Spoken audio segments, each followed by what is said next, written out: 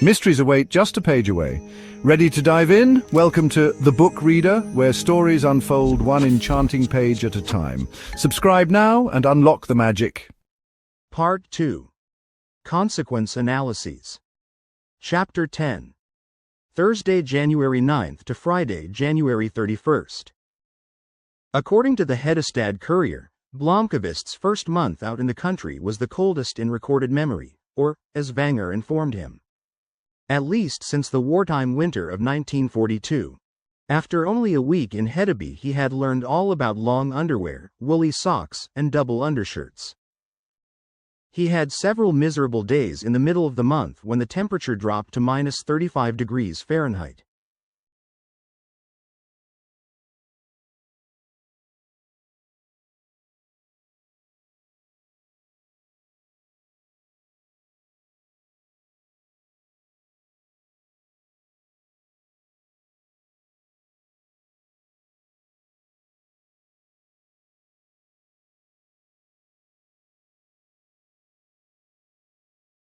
He had experienced nothing like it, not even during the year he spent in Kiruna in Lapland doing his military service.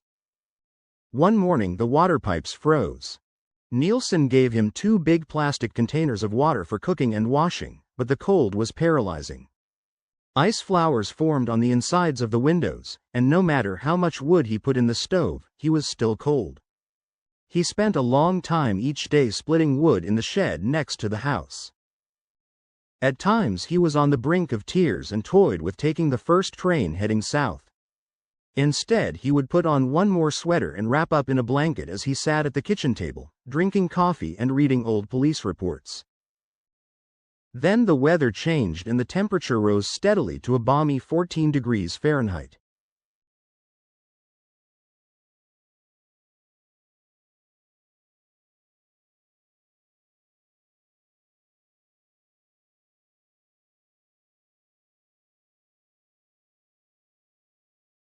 Michael was beginning to get to know people in Hedeby. Martin Vanger kept his promise and invited him for a meal of moose steak. His lady friend joined them for dinner. Eva was a warm, sociable, and entertaining woman.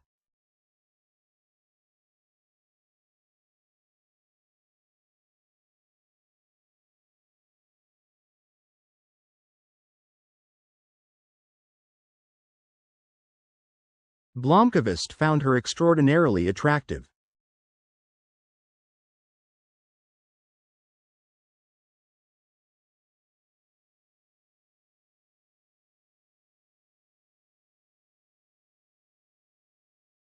She was a dentist and lived in Hedestad, but she spent the weekends at Martin's home. Blomkvist gradually learned that they had known each other for many years but that they had not started going out together until they were middle-aged. Evidently they saw no reason to marry. "She's actually my dentist," said Martin with a laugh. "And marrying into this crazy family isn't really my thing," Eva said, patting Martin affectionately on the knee. Martin Vanger's villa was furnished in black, white, and chrome. There were expensive designer pieces that would have delighted the connoisseur Christer Mom. The kitchen was equipped to a professional chef's standard. In the living room there was a high-end stereo with an impressive collection of jazz records from Tommy Dorsey to John Coltrane. Martin Vanger had money, and his home was both luxurious and functional. It was also impersonal. The artwork on the walls was reproductions and posters, of the sort found in IKEA. The bookshelves, at least in the part of the house that Blomkvist saw, housed a Swedish encyclopedia and some coffee table books that people might have given him as Christmas presents, for want of a better idea. All in all, he could discern only 2 personal aspects of Martin Vanger's life: music and cooking. His 3,000 or so LPs spoke for the one, and the other could be deduced from the fact of Martin's stomach bulging over his belt. The man himself was a mixture of simplicity, shrewdness, and amiability. It took no great analytical skill to conclude that the corporate CEO was a man with problems. As they listened to Night in Tunisia, the conversation was devoted to the Vanger Corporation, and Martin made no secret of the fact that the company was fighting for survival.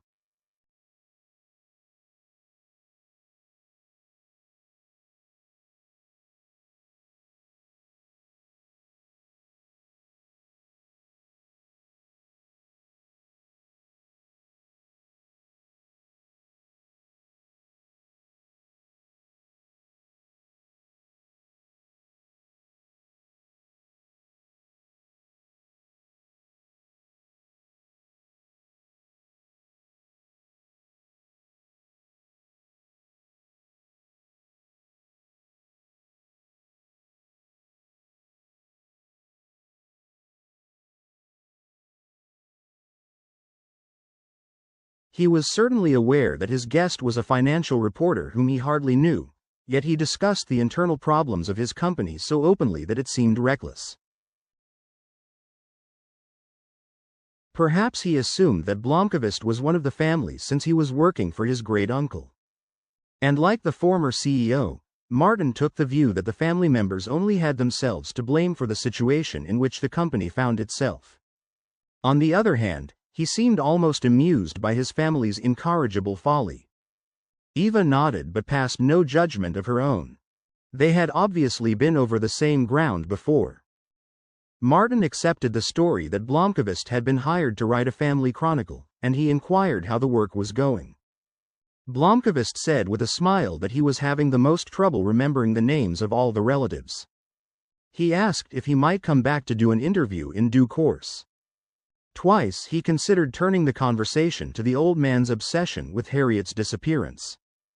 Vanger must have pestered her brother with his theories, and Martin must realize that if Blomkvist was going to write about the Vangers, he could not ignore the fact that one family member had vanished in dramatic circumstances. But Martin showed no sign of wanting to discuss the subject.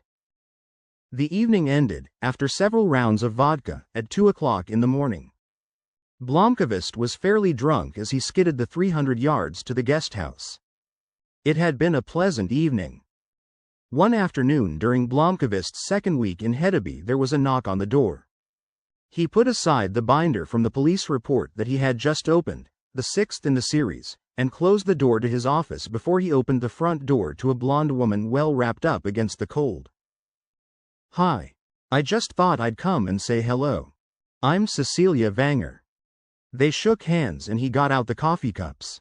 Cecilia, daughter of Harold Vanger, appeared to be an open and engaging woman. Blomkvist remembered that Vanger had spoken of her appreciatively. He had also said that she was not on speaking terms with her father, her next-door neighbor. They chatted for a while before she brought up the reason for her visit. "I understand that you're writing a book about the family," she said. "I'm not sure that I care for the idea. I wanted to see what sort of person you are."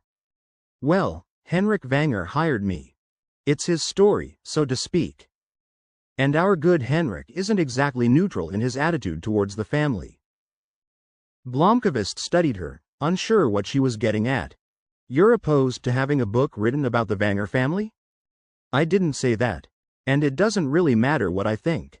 But by now you must have realized that it hasn't always been plain sailing to be part of this family." Blomkvist had no idea what Vanger had said or how much Cecilia knew about his assignment. He threw out his hands. "I'm contracted by your uncle to write a family chronicle. He has some very colorful views about members of the family, but I'll be sticking strictly to what can be documented." Cecilia Vanger smiled but without warmth. "What I want to know is, will I have to go into exile or emigrate when the book comes out?" "I don't expect so," Blomkvist said. "People will be able to tell the sheep from the goats." "Like my father, for instance?" "Your father, the famous Nazi?" Blomkvist said. Cecilia Vanger rolled her eyes. "My father is crazy. I only see him a few times a year." "Why don't you want to see him?" "Wait a minute. Before you start in asking a lot of questions. Are you planning to quote anything I say? Or can I carry on a normal conversation with you? My job is to write a book starting with Alexander Vangersad's arrival in Sweden with Bernadotte and going up to the present. It's to cover the business empire over many decades, but it will also discuss why the empire is in difficulty and it will touch on the animosity that exists within the family. In such a survey it's impossible to avoid having some dirty linen float to the surface. But that doesn't mean that I'm going to set out to present a malicious portrait of anyone. For example, I've met Martin Vanger. He seems to me a very sympathetic person, and that's how I'm going to describe him.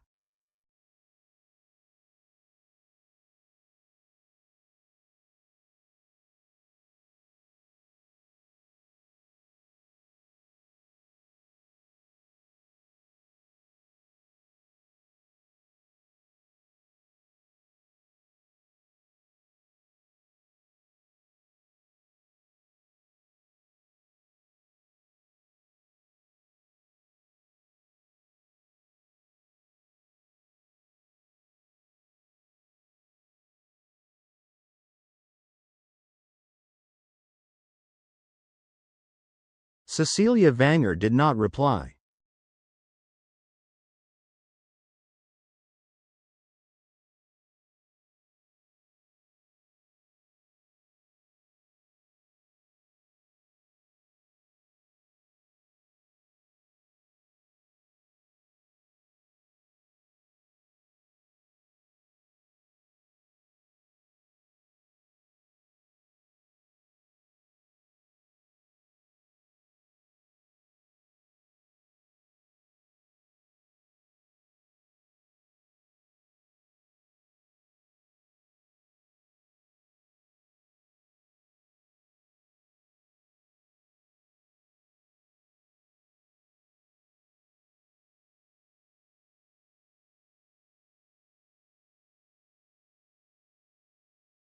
What I know about you is that you're a teacher. It's actually worse than that. I'm the headmistress of Hedestad Preparatory School. I'm sorry. I know that your uncle is fond of you, that you're married but separated, and that's about all so far.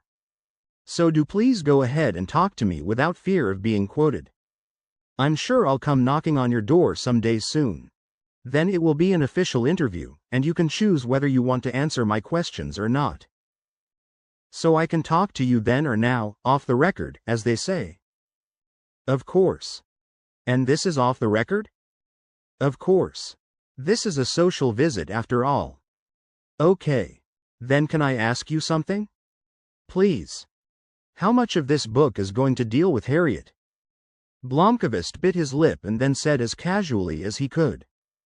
To be honest, I have no idea. It might fill a chapter. It was a dramatic event that has cast a shadow over your uncle, at the very least. But you're not here to look into her disappearance? What makes you think that? Well, the fact that Nielsen lugged 4 massive boxes over here. That could be Henrik's private investigations over the years. I looked in Harriet's old room, where Henrik keeps it, and it was gone.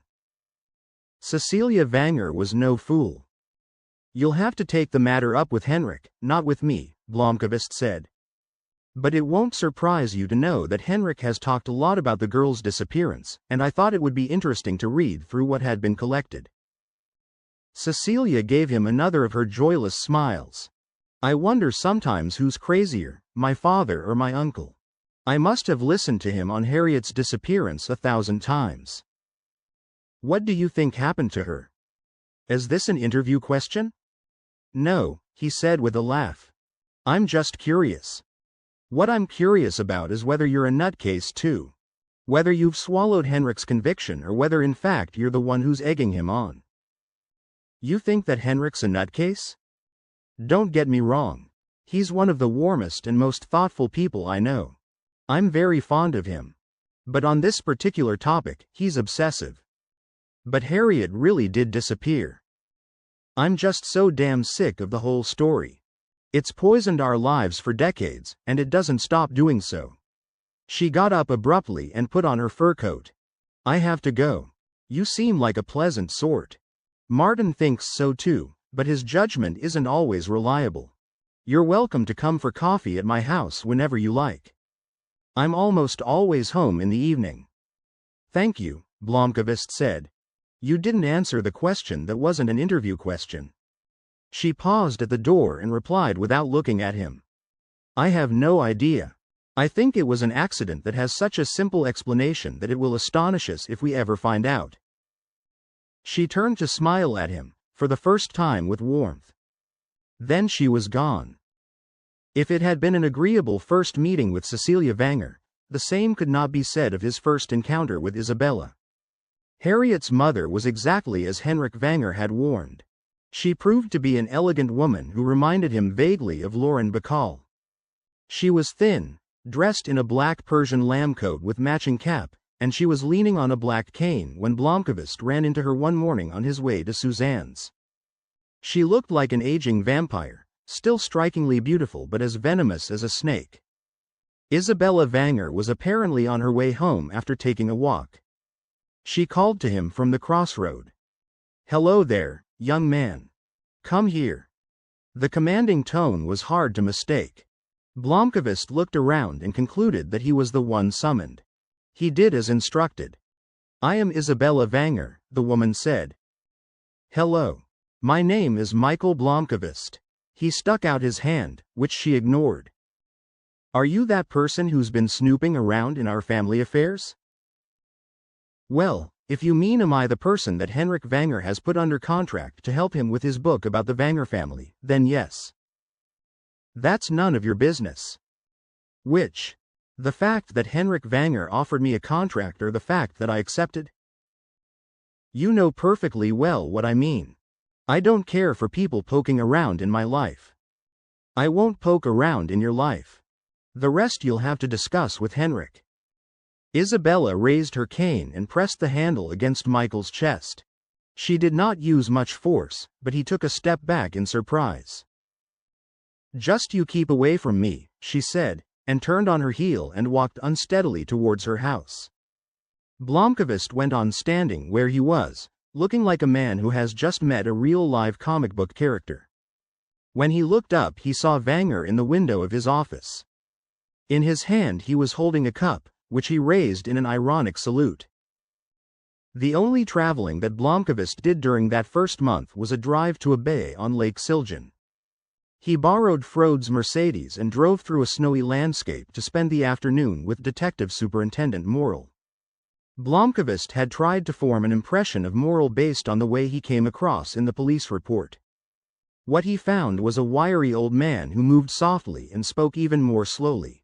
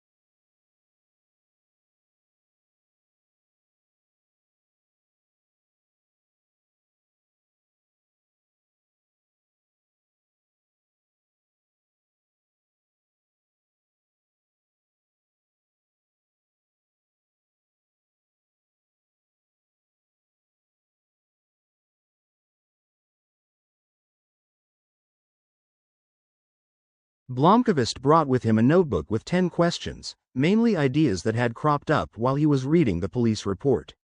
Morrill answered each question put to him in a schoolmasterly way. Finally, Blomkvist put away his notes and explained that the questions were simply an excuse for a meeting. What he really wanted was to have a chat with him and ask one crucial question. Was there any single thing in the investigation that had not been included in the written report? Any hunches, even, that the inspector might be willing to share with him? Because Morrill, like Vanger, had spent 36 years pondering the mystery, Blomkvist had expected a certain resistance. He was the new man who had come in and started tramping around in the thicket where Morrill had gone astray. But there was not a hint of hostility. Morrill methodically filled his pipe and lit it before he replied. "Well, yes, obviously I had my own ideas.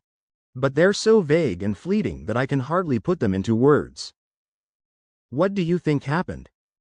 "I think Harriet was murdered. Henrik and I agree on that. It's the only reasonable explanation. But we never discovered what the motive might have been. I think she was murdered for a very specific reason. It wasn't some act of madness or a rape or anything like that. If we had known the motive, we'd have known who killed her."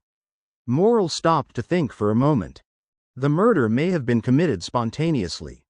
By that I mean that someone seized an opportunity when it presented itself in the coming and going in the wake of the accident. The murderer hid the body and then at some later time removed it while we were searching for her. We're talking about someone who has nerves of ice. There's one detail. Harriet went to Henrik's room wanting to speak to him. In hindsight, it seems to me a strange way to behave, She knew he had his hands full with all the relatives who were hanging around. I think Harriet alive represented a grave threat to someone, that she was going to tell Henrik something, and that the murderer knew she was about to, well, spill the beans. And Henrik was busy with several family members? There were 4 people in the room, besides Henrik. His brother Gregor, a cousin named Magnus Sjogren, and 2 of Harold's children, Birger and Cecilia. But that doesn't tell us anything. Let's suppose that Harriet had discovered that someone had embezzled money from the company, hypothetically, of course. She may have known about it for months, and at some point she may even have discussed it with the person in question. She may have tried to blackmail him, or she may have felt sorry for him and felt uneasy about exposing him. She may have decided all of a sudden and told the murderer so, and he in desperation killed her. You've said, he, and, him. Quote.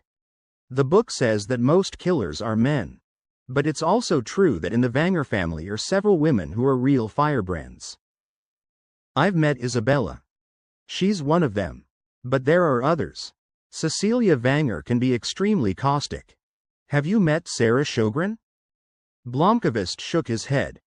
She's the daughter of Sophia Vanger, one of Henrik's cousins.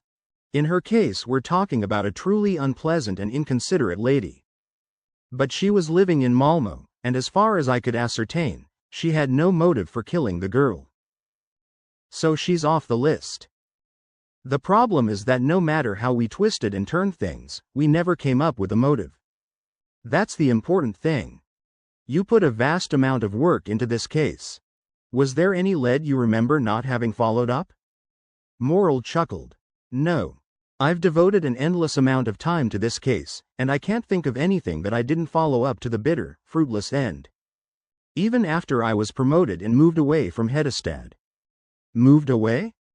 Yes, I'm not from Hedestad originally. I served there from 1963 until 1968. After that I was promoted to superintendent and moved to the Gavle Police Department for the rest of my career. But even in Gavle I went on digging into the case. I don't suppose that Henrik would ever let up. That's true, but that's not the reason. The puzzle about Harriet still fascinates me to this day. I mean, it's like this. Every police officer has his own unsolved mystery. I remember from my days in Hedestad how older colleagues would talk in the canteen about the case of Rebecca. There was one officer in particular, a man named Torstensson. He's been dead for years, who year after year kept returning to that case. In his free time and when he was on holiday. Whenever there was a period of calm among the local hooligans, he would take out those folders and study them. Was that also a case about a missing girl? Morrill looked surprised. Then he smiled when he realized that Blomkvist was looking for some sort of connection. No, that's not why I mentioned it. I'm talking about the soul of a policeman. The Rebecca case was something that happened before Harriet Vanger was even born, and the statute of limitations has long since run out. Sometime in the 40s a woman was assaulted in Hedestad, raped, and murdered. That's not altogether uncommon. Every officer, at some point in his career, has to investigate that kind of crime, but what I'm talking about are those cases that stay with you and get under your skin during the investigation. This girl was killed in the most brutal way. The killer tied her up and stuck her head into the smoldering embers of a fireplace. One can only guess how long it took for the poor girl to die, or what torment she must have endured. Christ Almighty. Exactly. It was so sadistic. Poor Torstensson was the first detective on the scene after she was found. And the murder remained unsolved, even though experts were called in from Stockholm. He could never let go of that case. I can understand that. My Rebecca case was Harriet. In this instance we don't even know how she died. We can't even prove that a murder was committed. But I have never been able to let it go. He paused to think for a moment. Being a homicide detective can be the loneliest job in the world. The friends of the victim are upset and in despair, but sooner or later, after weeks or months, they go back to their everyday lives. For the closest family it takes longer, but for the most part, to some degree, they too get over their grieving and despair. Life has to go on. It does go on. But the unsolved murders keep gnawing away, and in the end there's only one person left who thinks night and day about the victim. It's the officer who's left with the investigation. 3 other people in the Vanger family lived on Hedeby Island. Alexander Vanger, son of Gregor, born in 1946, lived in a renovated wooden house. Vanger told Blomkvist that Alexander was presently in the West Indies, where he gave himself over to his favorite pastimes. Sailing and whiling away the time, not doing a scrap of work. Alexander had been 20 and he had been there on that day. Alexander shared the house with his mother, Gerda, 80 years old and widow of Gregor Vanger. Blomkvist had never seen her. She was mostly bedridden. The third family member was Harold Vanger. During his first month Blomkvist had not managed even a glimpse of him. Harold's house, the one closest to Blomkvist's cabin, looked gloomy and ominous with its blackout curtains drawn across all the windows. Blomkvist sometimes thought he saw a ripple in the curtains as he passed, and once when he was about to go to bed late, he noticed a glimmer of light coming from a room upstairs. There was a gap in the curtains. For more than 20 minutes he stood in the dark at his own kitchen window and watched the light before he got fed up and, shivering, went to bed. In the morning the curtains were back in place. Harold seemed to be an invisible but ever-present spirit who affected life in the village by his absence. In Blomkvist's imagination, Harold increasingly took on the form of an evil golem who spied on his surroundings from behind the curtains and devoted himself to no one knew what matters in his barricaded cavern. Harold was visited once a day by the home help service, usually an elderly woman. From the other side of the bridge, she would bring bags of groceries, trudging through the snowdrifts up to his door. Nielsen shook his head when Blomkvist asked about Harold. He had offered to do the shoveling, he said, but Harold did not want anyone to set foot on his property. Only once, during the first winter after Harold had returned to Hedeby Island, did Nielsen drive the tractor up there to clear the snow from the courtyard, just as he did for all the other driveways. Harold had come out of his house at a startling pace, yelling and gesticulating until Nielsen went away. Unfortunately, Nielsen was unable to clear Blomkvist's yard because the gate was too narrow for the tractor. A snow shovel and manual labor were still the only way to do it. In the middle of January, Blomkvist asked his lawyer to find out when he was going to be expected to serve his 3 months in prison. He was anxious to take care of the matter as quickly as possible.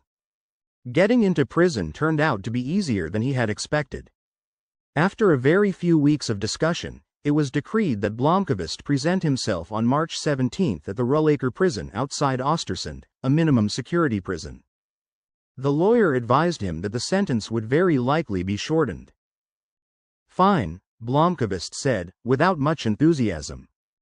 He sat at the kitchen table and petted the cat, who now arrived every few days to spend the night with Blomkvist. From the Nielsens he had learned that the cat's name was Tjorven.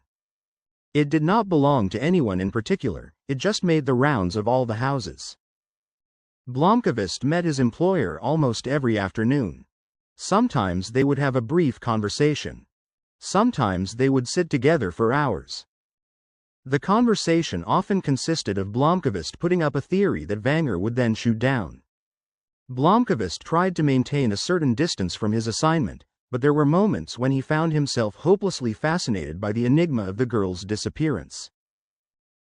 Blomkvist had assured Berger that he would also formulate a strategy for taking up the battle with Wennerström, but after a month in Hedestad he had not yet opened the files which had brought him to the dock in the district court.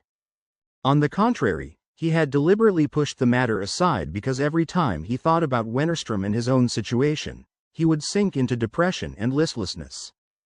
He wondered whether he was going crazy like the old man. His professional reputation had imploded, and his means of recovering was to hide himself away in a tiny town in the deep country, chasing ghosts. Vanger could tell that Blomkvist was on some days a bit off balance. By the end of January, the old man made a decision that surprised even himself. He picked up the telephone and called Stockholm. The conversation lasted 20 minutes and dealt largely with Michael Blomkvist.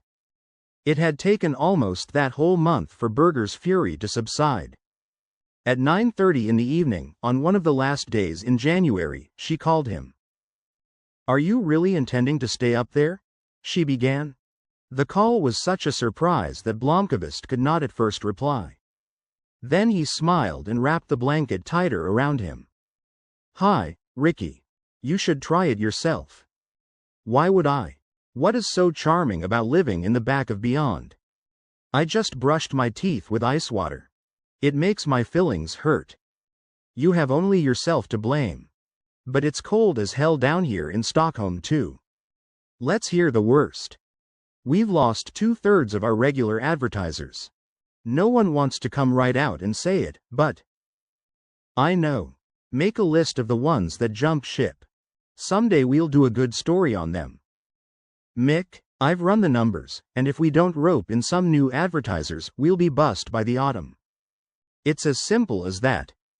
Things will turn around." She laughed wearily on the other end of the line. "That's not something you can say, nestling up there in Laplander hell. Erica, I know. A man's gotta do what a man's gotta do, and all that crap. You don't have to say anything. I'm sorry I was such a bitch and didn't answer your messages. Can we start again? Do I dare come up there to see you?" "Whenever you like." "Do I need to bring along a rifle with wolf shot?" "Not at all. We'll have our own laps, dog teams and all the gear." "When are you coming?" "Friday evening, okay?" Apart from the narrow shoveled path to the door, there was about 3 feet of snow covering the property.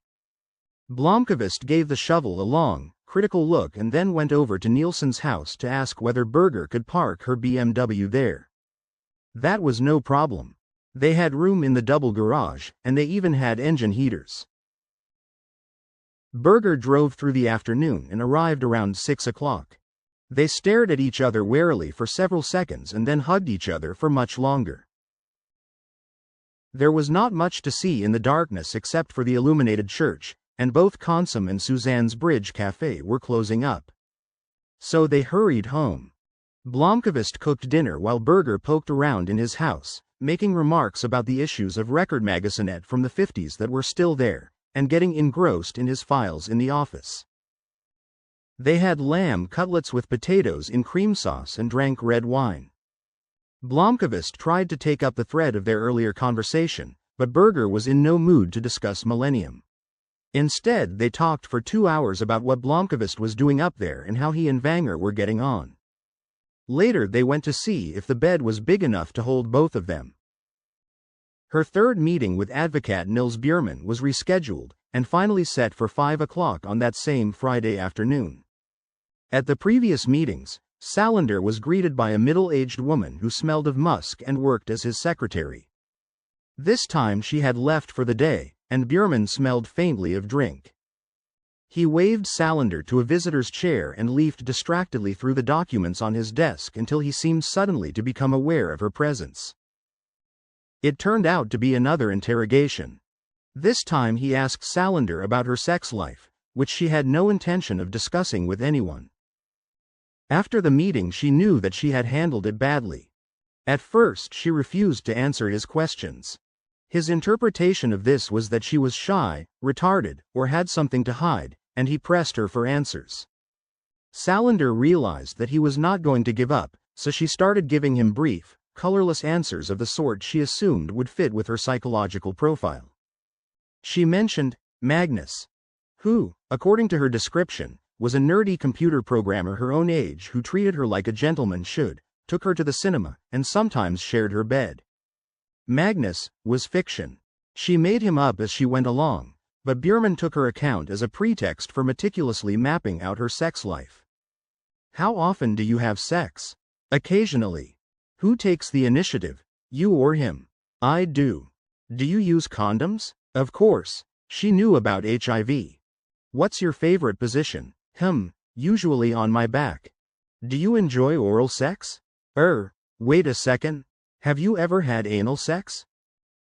"No, it's not particularly nice to be fucked in the ass, but what the hell business is it of yours?"